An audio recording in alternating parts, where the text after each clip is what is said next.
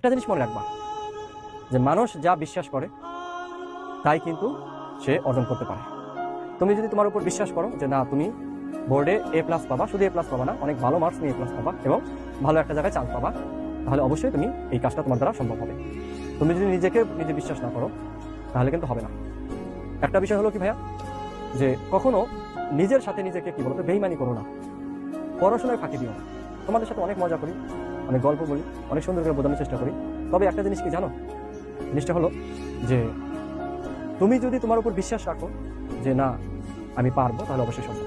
ভালো করার জন্য জাস্ট কয়েকটা জিনিস তোমাকে মনে রাখতে হবে, সেটা হলো যে তোমার দুষ্ট বন্ধু থেকে দূরে থাকতে হবে, তোমাকে ধারাবাহিকতা মেনটেন করতে হবে, তাহলেই হবে। তুমি কেন তোমার দুষ্ট বন্ধু থেকে দূরে থাকবা?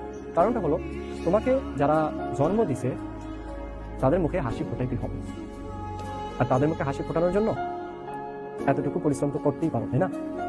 তোমার কাছে মনে হতে পারে যে না একটু খেলে আসি, একটু ঘুরে আসি, ভাই না, তুমি স্টুডেন্ট, তোমার প্রথম কাজ হলো স্টাডি করা।